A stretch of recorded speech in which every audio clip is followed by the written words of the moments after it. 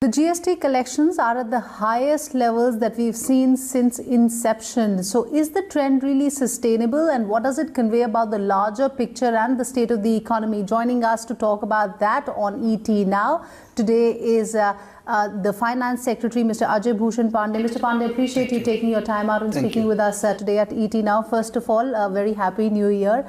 Thank you, same to you. And he's hoping that the new year is a good one in terms of the way things are for the Indian economy. Let me first begin by asking you about the GST collections. The highest levels that we've seen since the inception of GST. What do you attribute this to, and does it really convey a larger picture about the sustainable recovery that we're seeing in the Indian economy? You see, this collection of December of more than 1,15,000, actually it conveys the transactions or the businesses which have been done in November. And November, we may recall that immediately after Diwali, there was a resurgence of corona wave in the various parts of the country, which resulted into the movement restrictions and then lockdowns in certain parts of the country. And then the businesses did get impacted. However, there was a trend of the business recovery or economic recovery, and so along with that, so this recovery was one of the important factors in the higher collection in the month of December. But apart from that, two more things have happened. One is that for the last several months, we have been working on bringing many systemic changes within the GST, for which the work was already going on for the last about 1.5 years. For example, in the month of September, we brought in this Aadhaar-based GST registration. Yeah. Because the purpose was that, on one hand, you make the life simpler for the honest taxpayers, but at the same time, the fraudulent elements who is to get registration and then he is to indulge in fraud, they will be checked. So that was brought in. Then the other was that this availment of input tax credit. Input tax credit earlier, it was on the self-assessed basis. So naturally, those who had an honest intention, they would take only the eligible input tax credit. Whereas there were certain elements who thought that perhaps there is no limit, they could take any amount of input tax credit and they can also pass on the input tax credit. So what we did was that in the month of December, this GSTR 2B was brought in, which basically shows the entire input tax credit one is eligible for, and it is shown invoice wise, it is shown supplier wise, so that the tax filing has become very, very simpler now, because the taxpayer doesn't have to himself calculate that how much input tax credit that he's getting from each invoice. So that has become, and at the same time, those who were trying to game the system, those who were trying to take an excessive input tax credit, they will be deterred. And then the third factor, which is also very important, that now we have a data from the income tax, the GST, and then the customs, and we are in a position to do a data analytics through artificial intelligence tools. We can draw an entire network diagram as to if any fake bill has been generated by any non-existent or fake dealers. No matter how many intermediaries or through the shell companies that fake bills have passed, we are able to reach the ultimate beneficiary. And the result was that more than 187 arrests were made during the last 1.5 months, which included managing directors, partners, and also 5 chartered accountants and 1 company secretary also were arrested. So you're saying that you've been able to counter a lot of people who up until now were gaming the system. But the trend of 1.15 lakh crore rupees, because this is the highest that we've seen ever since the GST was implemented. How sustainable is this? Do you think it's a one-time thing, and we may see a little bit, because for the last 3 months we have seen collections of over 1 lakh crore rupees on a sustainable level. So is 1.15 also as sustainable? You see, we have brought in this systemic level of changes. One more factor which I would like to mention here, that we brought in this electronic invoicing. This started from 1st of November. It has fully stabilized for the companies who are having turnover more than 500 crores. Now the companies having turnover more than 100 crores also, they also are required to issue e-invoicing. So all these measures ultimately will lead to improved compliance. And if we have an improved compliance, as well as the higher economic activity, definitely we will have a better revenue. Right. Since you're talking about better revenue and we've just kick-started the budget making exercise, I was asked to not ask you a question on that, but I will still take my chances. How, now because the budget making exercise has kick-started, you have a better sense of where revenues are headed for this year. What is your assessment so far in terms of indirect tax collections and in terms of direct collections as well? See, so far as the GST we have already discussed. On the custom duty front, the custom duty front also in the month of December, we had a kind of a very good collection. It is something like 16,000 crores of rupees, which if you compare with the last year December to December, the collection was 8,300 crores. So it is almost 94% increase as compared to December last year. But then the assessable value has not increased by that proportion. Assessable value has increased only by 17%, but your custom duty collection has increased by 94%. Now, similarly, in the income tax, if you compare the direct tax, corporate tax, as well as the personal income tax, if you compare that with the last year's figure, the last year till the second quarter, we were down by almost 22-23%. But by the end of the third quarter, now the gap has reduced to 9.9%. So, and we hope that in the next quarter and by the end of the financial year, this gap will be further reduced. How much will be ultimately the gap? How much exactly we will collect in the indirect tax or the direct tax? One quarter still remain. One quarter remains, and we are amidst this budgetary exercise. So we will make a revised estimate of how much revenue we will collect in each of the heads of the revenue, and then we will come up during the budget. Just to understand from you, because last year in terms of direct tax collections, we were able to get about 10.8 lakh crore rupees. Will we be able to hit that mark this time around? So it is very difficult to say, give any definite figure at this point of time. I can only tell you the trend. The trend I told you about the direct tax, that we are down by 9.9%.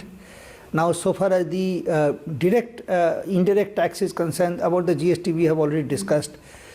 Because in the indirect tax as well as in the direct tax, for the first 3-4 months, we had a very, very severe impact. And then those months are gone, in the sense that it is very, very difficult that if the transactions which did not happen will necessarily happen during the rest of the year, and then the government will get the tax revenue, that is not always going to happen. So therefore all those assessments will have to be made. So in fact, what currently all of us within the Ministry of Finance, we are trying to assess that what have we achieved in these 9 months, and what did we lose, and then how much we will be able to make up during the next 3 months, and then what will be the ultimate shortfall. This is something we will be able to come when we'll be able to tell you only when we present the budget. Right, and we will be hearing from you in a month's time from now, sir. Having said that, while we're talking about the state of the economy, the second quarter GDP, we did see a contraction of 7.5%, but much lower than what many were expecting. And of course, the first quarter numbers, which really were a shocker of sorts. At this point of time, where do you see the year ending? I do understand that you're in the budget making process, and a lot of these numbers and the clarity on this will be coming in only by the third quarter, by the fourth quarter. But so far, where are you likely to end the year? Just see the estimates of the GDP growth during the first quarter, second quarter. They are there. Some of these agencies, for example, the RBI or the other international bodies like IMF, World Bank, they all have given the estimates of the first quarter. Of course, it has already happened. The second quarter also has happened. The third quarter, the estimates will come. They have also given the estimates of the whole year also, and they are in certain range. Somebody has estimated, somewhere around 6%, 7%. Someone has even estimated 4%. So these are all the range. We also have certain data about the certain parameters. For example, the PMI index, the e-way bill, the e-invoice, the electricity consumptions. All these parameters actually are showing, the faster pace of recovery, and which, and then that coupled with the actual tax collection that we spoke about. I mean, what we hope is that, we are, going into a positive territory. It's a faster pace of recovery. Exact what will be the growth is something, again, I would postpone it to the, budget time. Right. And that time we will be in a position to give you, the good idea of where exactly we will end by the end of this year. You're saying that we are of course on the path for faster than expected recovery. Having said that, the good news of course this year is, and what we heard from the drug controller also, is that approval have been given for 2 vaccines. While we're talking about the vaccines, there is another fear of the second mutant strain of the coronavirus as well, which is more transmissible, 70%, much more scarier than the previous one. Having said that, do you think that's the big worry, that in case, while at this point of time the COVID cases are on the decline, the second mutant strain, if the cases were to rise, then that could be one of the risk factors as far as India's recovery is concerned? Because, when you are amidst this kind of a pandemics, which are going to continue for the several quarters or the months, this kind of mutated strains or certain changes, these are always the risks. So therefore, what is more necessary is that, while we are going into the recovery zone, we should not lower our guards down. The people should continue to take precautions and then carry out the economic activities. And also at the same time, we should keep monitoring the various sectors or the various groups as to how they are performing. And if any intervention is needed, we should be in a position to, intervene and try and mitigate those measures.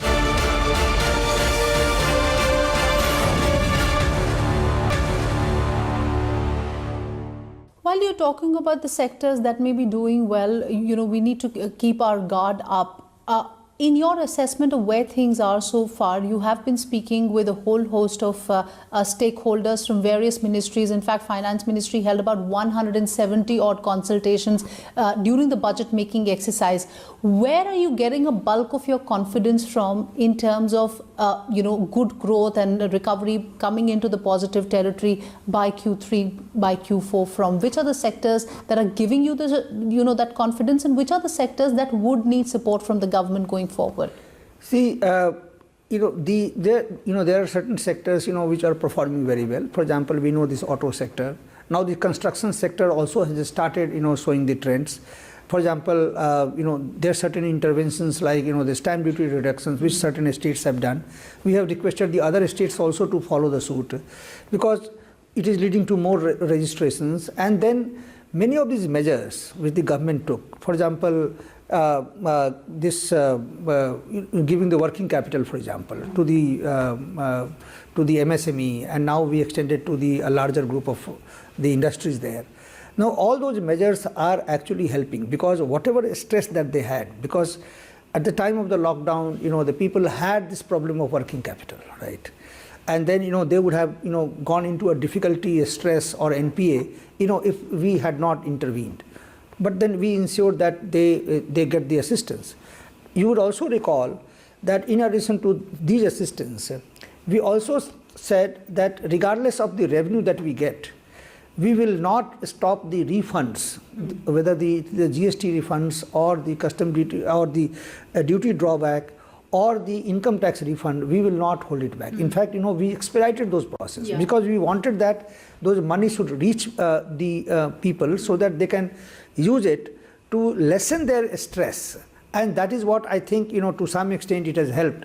And that, many of those intervention measures that we took through the various packages announced by the finance minister, now we are seeing those impacts, because the businesses are recovering, and which again we are seeing their reflection in certain indices. For example, electricity consumptions or e-way bills, electronic invoices, even the tax collection, because ultimately the people will pay you tax only when the transactions have happened, right? If the turnovers have happened. So all those measures actually show that yes, the steps that we took during these stressful times actually were helpful. Having said that, sir, there are other sectors, for example, hospitality, for example, tourism, and while we've just started to see a little bit of pickup in these sectors, they were really battered out of shape.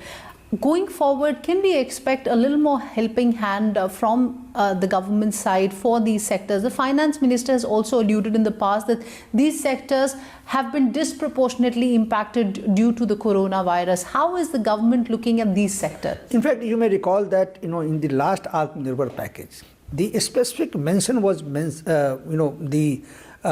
fact the scheme of providing this assistance of the working capital was extended to these stress sectors. The stress sectors were identified by Kamath committee, and then accordingly, so what we have done is that we have taken those sectors and then we have said that these sectors also will be eligible for the various assistance measures that we have taken. So I think through the various method, and again I would say that for example, let us say income tax refund. Income tax refund is also reaching them. So those sectors. Right. And GST refunds also, we are not stopping them. So wherever it is possible to help those sectors in any possible manner, we will be helping those sectors. While we're talking about the budget making exercise, and you've been holding a whole host of, speaking to a whole host of stakeholders and holding consultations as well, the finance minister has said that the two critical areas now will be infrastructure as well as healthcare. While we're talking about healthcare, we do have a vaccine, but the government still not has signed any procurement deals. And the health minister has alluded to the fact that there will be free vaccine available for everybody. Do we have that kind of resources? Because that is going to be critical, sir. Just see that two vaccines have been given approval during the last 2 days. Now, what will be the cost of the vaccine? At what rate, the government will be able to procure it? What will be the logistics cost? Because the cost of vaccine is one thing, but cost of reaching those vaccine to people, maintaining the cold chain, these are also items whose costs will have to be factored in. So there is already a group within the government consisting of health department officials and then the other experts. Those groups are seized of this matter. And then they are trying to work out that which groups will be prioritized. In fact, there is some amount of prioritization already they have determined. Now, if we have to cover those priority groups, and then how much will be the cost, and then how to meet that cost, those proposals are under preparation. And as and when those proposals will come, from the finance ministry side, we will have a look at them and we will try and see, what could be done. I remember in my last conversation with you, you said that we will, make all kind of funds available, whatever is needed. When we're talking about free vaccine being available for everybody, and our population is 1.3 billion, if you go by what AstraZeneca so far, the rate they've quoted is close to 1,000 rupees. That would mean a lot in terms of the amount of money, the allocation that you will have to significantly make in the next budget, and which is where my question is coming from. That how will you, look to find the resources for the vaccine, because that is going to be critical, sir. Because again, as I mentioned to you, that the costing has to be worked out, and who is going to meet what part of the cost. At what stage, all those things will have to be worked out. Will you ask people who can afford the vaccine should, it should be something like the LPG, give it up kind of a thing, that people who can afford, they can pay for the vaccines themselves and not put the burden on the government? Again, it will be not fair, on my part, to say that this particular group will pay, and then how much will it pay. These are again a policy decision which the government will have to take, right? It is not open for us to give my views saying that. So we'll hope that there'll be better clarity on this in the budget. So that's why I said that let us see the cost part, that how much it is going to cost, how much is going to the logistics cost, and then who all are to be vaccinated in what phases, and then how to meet that cost. So all those things will have to be very carefully will have to be thought out, and then a particular course of action will have to be decided. But to say that that whether this will happen or that will happen, I don't think that will be a correct statement. Right. So we will be, of course, asking you all these questions once the budget is prepared. Having said that, sir, the Vivad Se Vishwas scheme that has also been underway. You've extended the deadlines for that as well. How's been the response so far? See, in the Vivad Se Vishwas scheme, particularly during the last fortnight of December, because December was the last date, and we got a very encouraging response. You may recall that Vivad Se Vishwas was notified on 15th of March, and just within a week we were struck by this corona pandemic and we suffered a setback.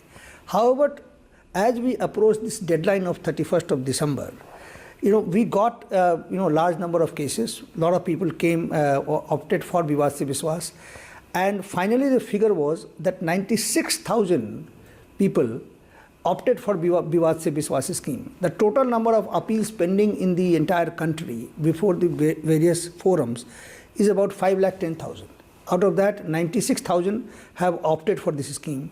The disputed amount involved in these 96,000 cases is about 83,000 crores. During this process, we have also cleaned more than 1 lakh of demand, which was erroneously getting reflected in the books, which actually shouldn't have been there. So, considering the response of people, and particularly when people represented to us that because of the situation prevailing in this country account of corona pandemic, they needed some more time to decide. And therefore, we have extended this date to 31st of January. Now, if you compare with any other such schemes in the past, if you see in a total universe of 5,10,000, if 96,000 people have come, and then many more are likely to come by the end of the January, and if you compare that with the figures achieved during any such similar scheme in the past, right. I think now we are beginning to feel that this scheme is getting traction, and more people will come for this scheme. You're talking about rolling the red carpet on one hand, on the other hand pursuing cases like this. Does it not go against the very ethics of getting investors into the country? No, so far the investment is concerned, we are facilitating the investments in our country. If you see the track record, particularly during the last 5 years, the investments which have come in the country and which continue to come. If you see the corporate tax reduction, the new manufacturing unit, we have also given the tax exemption to the sovereign fund, the pension funds, and the people are coming here and making investments. To say that the things that we are taking are not helping the foreign investor, that impression is not correct. The statistics will show you that the kind of a growth which we have seen during the last 7-8 years, the way the foreign investments have gone up, and then it is also further it is going up. So we are taking those measures. But so far as those disputes are concerned, as I said, that it is better that we don't discuss anything which may impact the outcome of those cases, just because we are discussing those cases, because we are responsible officials, and therefore we should not discuss something which is going to impact our case in a which is pending in some judicial forum. Okay, so all right, on that note, I will take that argument of yours. We will not discuss that, but appreciate you taking your time out and speaking with us today, helping us make sense of where things are as far as the Indian economy is concerned. Thank you very much.